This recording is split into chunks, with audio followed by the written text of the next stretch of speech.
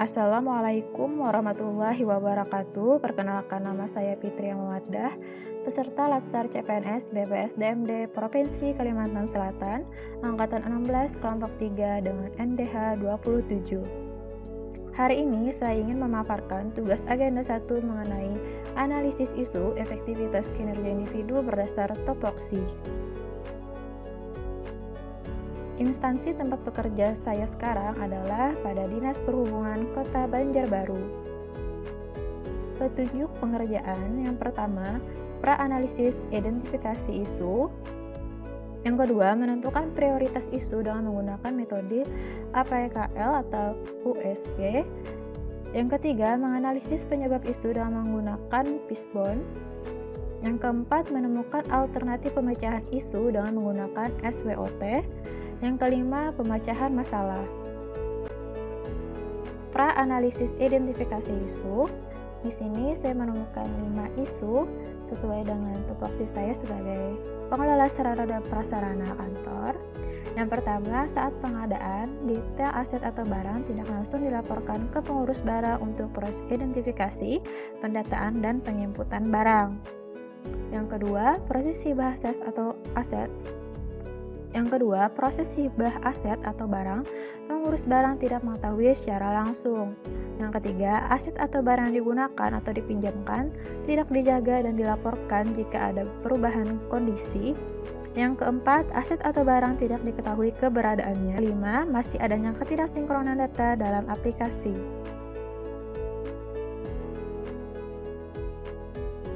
Metode APKL. Berdasarkan isu aktual yang telah teridentifikasi, selanjutnya dilakukan proses pemilihan isu dengan analisis kriteria aktual, problematik, kelayakan, dan kelayakan. Teknik APKL yang dibuat adalah teknik yang digunakan untuk menentukan kelayakan suatu masalah dan memperhatikan 4 faktor.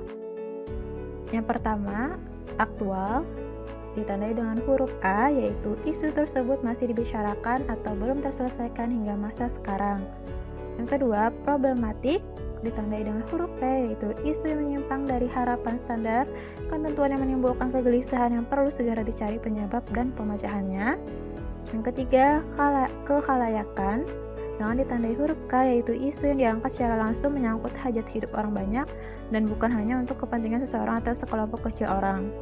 Yang keempat, layak, dengan ditandai dengan huruf L, yaitu isu yang masuk akal, logis, pantas, realistis, dan dapat dibahas sesuai dengan tugas, hak, wewenang, dan tanggung jawab, hingga akhirnya diangkat menjadi isu yang prioritas. Analisis lapisan isu menggunakan metode APKL. Isu atau masalah yang pertama yaitu saat pengadaan, detail aset atau barang tidak langsung dilaporkan ke pengurus barang untuk proses identifikasi, pendataan, dan penginputan. Semua faktor APKL terchecklist, berarti memenuhi syarat. Isu atau masalah yang kedua, proses hibah aset atau barang, pengurus barang tidak mengetahui secara langsung.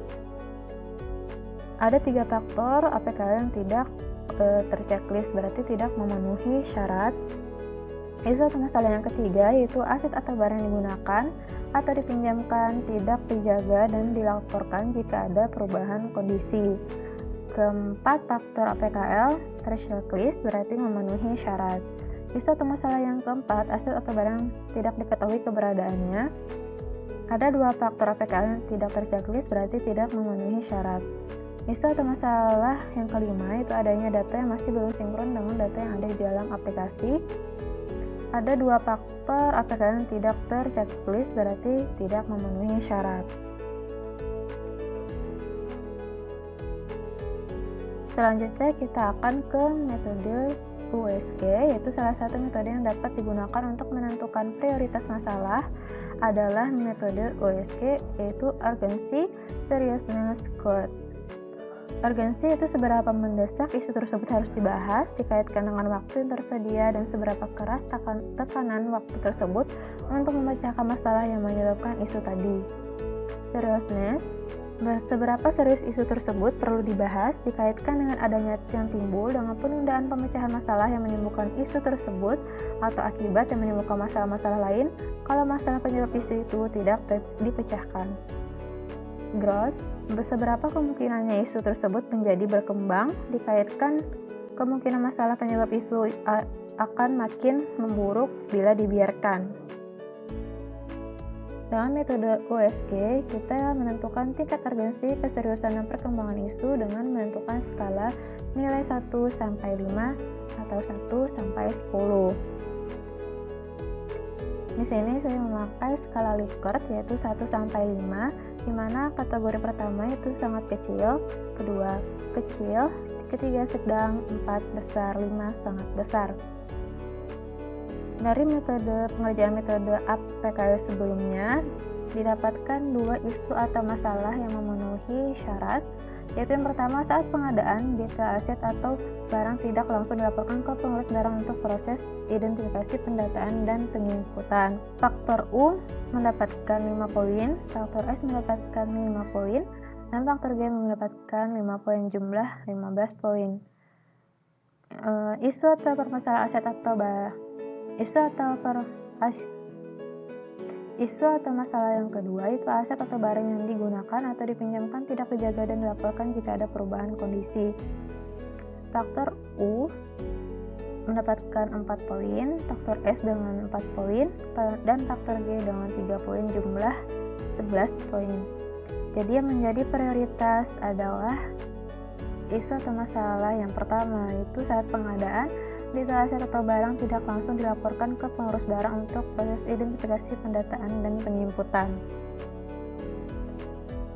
Analisis penyebab isu menggunakan metode Fishbone, yaitu material adanya beberapa kondisi barang yang tidak terdata dan tidak terawasi kondisinya.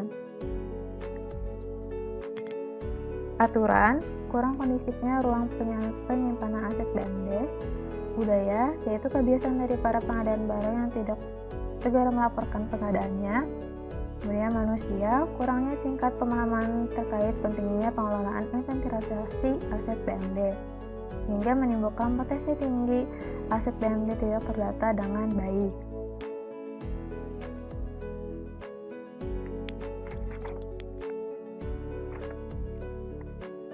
Analisis SWOT yang dipakai dalam memecahkan masalah. S yang berarti strength atau kekuatan, W yang berarti weakness atau kelemahan, O berarti yang opportunities atau peluang, dan yang terakhir T, threat atau ancaman. Kita masuk ke bagian strength, yaitu ada kekuatan pertama, yaitu pembuatan SOP mengenai pelaporan aset BMD kepada pengurus barang. Kekuatan kedua, membuat laporan monitoring pengawasan aset BMD pada ruang lingkup SKPD secara triwulan. Kekuatan ketiga, meningkatkan pemahaman mengenai pentingnya inventarisasi aset BMD. Kekuatan keempat, memperluas ruang penyimpanan yang layak dan kondisif. Kemudian, weakness, ada beberapa kelemahan, yaitu yang pertama, belum adanya SOP untuk pelaporan aset BMD oleh pengadaan barang kepada pengurus barang. Data aset BMD masih belum terkelola dengan baik. Yang ketiga, kurangnya tingkat pemahaman mengenai pentingnya data aset BMD. Yang keempat, keterbatasan sarana penyimpanan untuk aset BMD. Opportunities atau peluang, yaitu pemberian SOP serta penunjukan satu penanggung jawab pengadaan barang pada setiap bidang yang bertugas untuk melaporkan kepada pengurus barang, melakukan pendataan barang secara berkala. Yang ketiga, perlunya dilaksanakan pelatihan. Threat atau ancaman, yang pertama, belum adanya SOP menyebabkan adanya kemungkinan data aset BMD yang tidak terdata karena tidak dilaporkan. Yang kedua, data aset BMD tidak terawasi dengan baik. Yang ketiga, barang tidak tersimpan dalam ruang penyimpanan akan menimbulkan ancaman kehilangan. Alternatif pemecahan masalah, berdasarkan penyebab-penyebab tadi, didapatkan penyebab utama, yaitu belum adanya SOP untuk para pengadaan barang mengenai pelaporan barang aset BMD. Alternatif penyelesaian masalah yang pertama yaitu memberikan SOP kepada para penanggung jawab pengadaan barang di setiap bidang. Tahapannya yaitu mengumpulkan data, yang kedua menyusun dan membuat evaluasi alur kerja, yang ketiga simulasi SOP, dan yang keempat sosialisasi SOP kepada setiap bidang.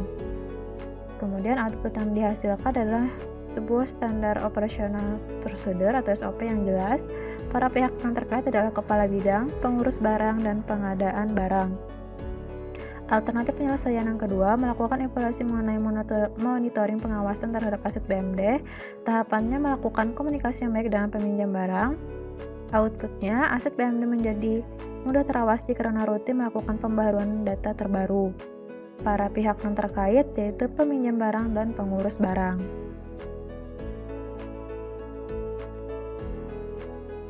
Saya Fitria Muwaddah mengucapkan terima kasih dan wassalamualaikum warahmatullahi wabarakatuh.